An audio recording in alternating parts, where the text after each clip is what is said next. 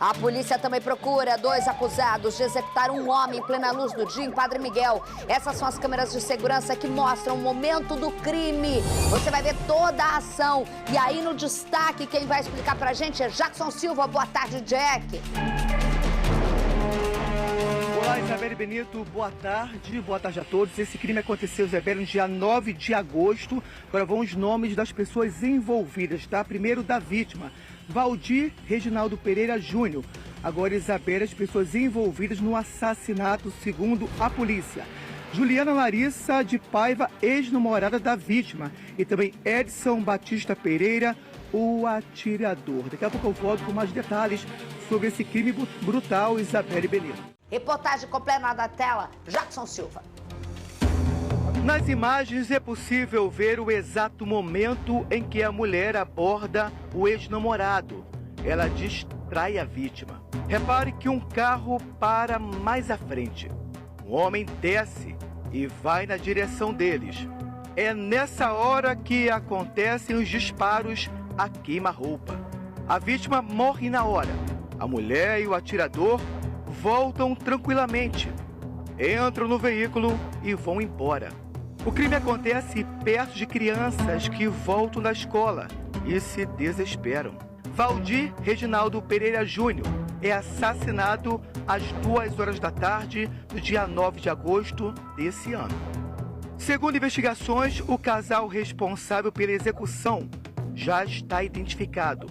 Juliana Larissa de Paiva, ex-namorada da vítima, e Edson Batista Pereira.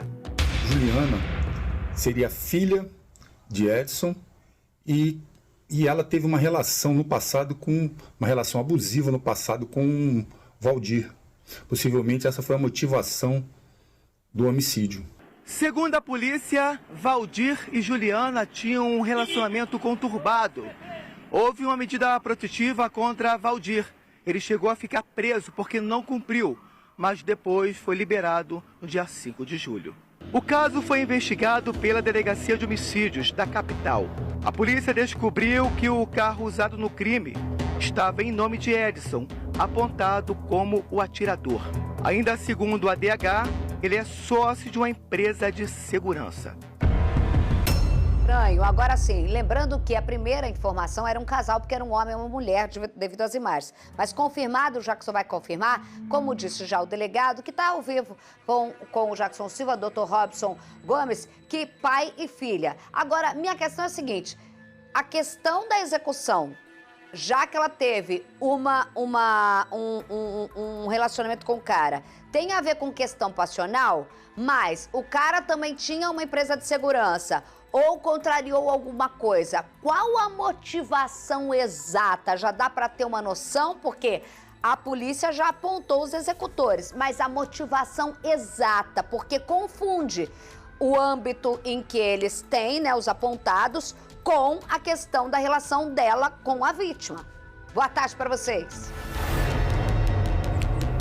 Olá, Isabelle Benito, boa tarde mais uma vez. Dr. Robson Gomes está ao meu lado, muito obrigado pela sua participação. Primeiramente, falando sobre a sua investigação, né?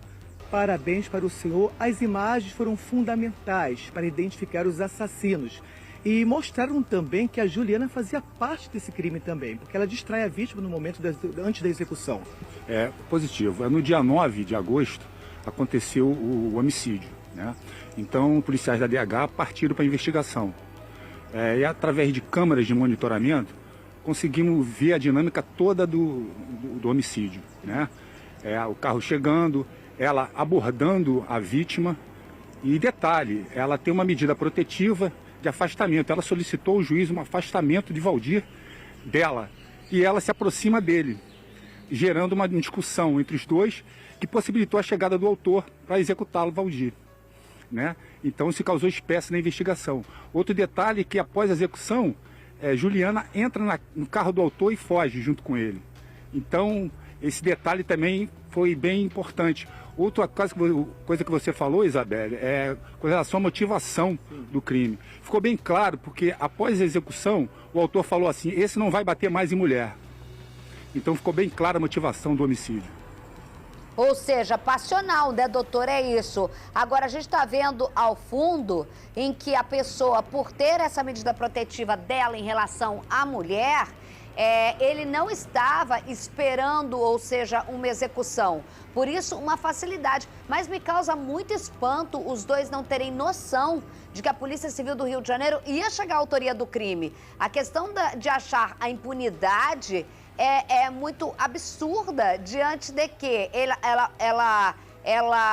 a gente não sabe, isso agora não sei se leva isso, a princípio só poder porque se existia medida protetiva, se ele a violentava ou não, mas isso não justifica a investigação da DH, porque a investigação da DH é a morte, e a morte é comprovada com imagem e também com testemunhas de que, independentemente se ela sofreu um relacionamento abusivo em relação à vítima, isso não pesa, porque a DH investiga a morte desse homem, né? Deixar bem claro isso. Não, com certeza, a DH investiga o homicídio. Outro fator fundamental, Isabelle, a gente pediu também busca e apreensão na residência de ambos, né, e conseguimos apreender uma pistola calibre 40. Foi a mesmo calibre usado no homicídio. Então já está em confronto balístico para a gente carregar mais provas ao inquérito. E já são considerados foragidos também, né, doutor? Já são considerados foragidos da justiça. Agora, doutor, deixa eu só te perguntar uma coisa. Esse crime aconteceu porque, é óbvio, eu vou só perguntar para esgotar. E aí, agrava a situação, eu imagino. Vocês podem estar aqui, o Carlos também está aqui, pode colocar qualquer pergunta a mais que eu não tenha feito. Mas isso é o seguinte, é basicamente um crime, uma pessoa que vai até a outra, que tem medida protetiva, vai como isca para bater papo, já é um crime premeditado pelo pai e pela filha, né? Com certeza, com certeza. Ela participou efetivamente da empreitada criminosa, tanto que ela foi indiciada e o juízo decretou a prisão dela. Carlos Augusto, pode falar, pode perguntar. Fala, Robson, tudo bem? Pô, quanto tempo, cara? Ô, Isabelle, o Robson aí é um cara que aprendi muito com ele, um grande parceiro. O Robson, o cara deixou assinatura, né, cara? Eu fiquei impressionado, assim, que ele não se preocupou, né? Ele, salvo engano, ele usou o próprio carro, ele usou, de repente, a própria arma. Ele não procurou, de repente, esconder a arma depois, assim, ele assinou, né? Ele fala o que tem para falar no momento do homicídio, né? Ela, logicamente, levou a vítima até ali. Olha a tranquilidade dos dois entrarem no carro. Eu fico, assim, do fundo do coração, logicamente que eu fico, o cara que morreu, né? Eu sinto pela família dele, então, mas eu não deixo, assim, eu vou falar uma coisa aqui que vai parecer muito ruim, Isabelle, e você, de repente, vai ficar chateada comigo, mas eu sinto até pelo autor, porque o cara também vê a filha, né? Falou que é filha dele, né? Eu não sinto por ele. Não sinto, mas porque ele deu mole. Eu acho que ele tinha que esperar a justiça, entendeu? A partir do momento em que a gente não sabe do contexto. Assim, a partir do momento, eu entendo. A gente tem que fazer o nosso trabalho. A partir do momento que a pessoa para no meio do carro com a maior tranquilidade, o próprio carro desce, tem uma filha que chama e o cara vai lá e pega uma arma e mata friamente em meio a outras pessoas que não tem nada a ver com a história, cheio de criança passando ali, e que ele volta para o carro com a maior naturalidade, eu não vejo uma pessoa que não tenha um cunho extremamente violento fazer uma coisa dessa, Carlos Augusto. Eu estou querendo dizer que ele ele não teve a paciência, ele deve ter perdido a cabeça e agiu com muita violência, logicamente, muita covardia. Ele podia ter esperado a justiça. Será? Eu vou direto pro doutor, que, claro, difícil isso. Olha as crianças correndo, Carlos Augusto. Mas é porque o cara, quando a gente tem uma filha... Eu não vou passar pano não, Carlos. Não eu vou ficar só com o caso da DH. Independentemente do histórico deles, independentemente... Mas eu sinto muito por ele. Eu sinto muito por ele. Você sente muito? Sinto porque ele poderia ter esperado a justiça. Eu não sei o que ela podia estar passando, não sei se o cara ainda estava ameaçando, se o cara estava perseguindo, que não justifica, logicamente, ele ter feito isso. Acho que a DH tem que fazer o trabalho dela, mas eu acho que ele é pai, ele poderia ter esperado, ele não poderia ter perdido a cabeça. Então, vamos lá, vamos falar. Entendeu? A DH, doutor Robson e Jackson Silva, está investigando só o caso, o homicídio, está aí, os dois são foragidos. Mas também já se investigou o passado, já se investigou a criançada correndo, você pega um tiro nessa criança, tá maluco, isso daí é um assassino, extremamente assassino, com risco à coletividade. Eu não vou passar pano, não vou falar que nada é justificável, porque senão a gente vai começar aqui com uma opinião pública. Que é justificável, não, então, mas dependendo do que a gente fala com a força que a gente tem, a gente passa pano pra maluco que quer fazer justiça com a própria mão. Então a gente tem que ter muita responsabilidade. responsabilidade lamento ele não nisso. ter esperado a justiça e ter perdido a cabeça. Ter perdido a cabeça. Mas o cara é dono de coisa de segurança.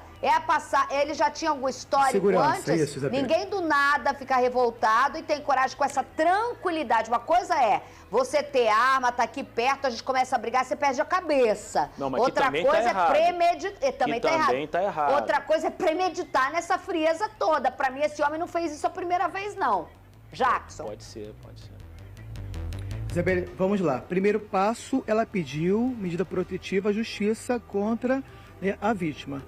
Mas, segundo a polícia, ela mesma se aproximava da vítima, né? Então, você imagina só, vários casos que a gente faz sobre feminicídio, normalmente a vítima quer ficar distante da pessoa que mata, né? Nesse caso, não. Ela queria se aproximar da vítima. Então, isso que intrigou mais a gente e a polícia também, né, doutor? Isso. Carlos Augusto, é um prazer estar falando contigo, meu amigo. Eu que aprendi contigo lá na 16ª DP, na Barra. Olha só, tá claro que o crime foi passional, né? Fica bem claro isso. Nada justifica a prática de um crime. Eu acho que ele teria que buscar a justiça, né? Mas o caso foi impensado. Tá na cara que foi um caso que o autor, sob violenta emoção, praticou esse delito, tá? Não raciocinou, graças a Deus, que facilitou a nossa investigação, né? E chegamos à autoria. Agora eles são considerados foragidos e está em busca deles. Perfeito. Tá, então quem tiver informações, pai e filha são procurados pela polícia, 2253-1177, os dois que friamente assassinaram uma pessoa e mais, independentemente do contexto, com as crianças correndo, o desespero. Jackson Silva, fechando a informação direto da DH com o Dr. Robson. Fala, Jack. Só uma observação, tá? Dr. Robson é muito mais novo do que o Dr. Carlos Augusto Nogueira. Falou que da mesma época do senhor é o contrário, né, doutor? O Carlos Augusto Nogueira é muito mais velho do que o senhor, né? Então só pra gente botar essa observação. E o Robson ainda tem um detalhe, Isabel. O Robson, ele conhece muito mais do que eu, porque ele já foi policial militar, ele tem a experiência... Capitão, né? Ele tem oficial, ele tem experiência, assim... Estou falando humildemente mesmo, o Robson é um excelente delegado e quando eu tinha algum problema na 16ª, eu entregava para ele, porque eu sabia que os crimes seriam resolvidos. Quando eu tinha alguma coisa de repercussão, eu falei, Robson, isso aqui é para você, meu irmão, quero isso aí, tem que ser para ontem. Então, tem assim, expertise dos dois lados, CPM e Civil ajuda bastante nessa sinergia dentro de uma pessoa só. Doutor, um abraço, bom trabalho aí. Jackson, obrigada pelas informações ao vivo. Falando em trabalho de polícia, tchau, gente.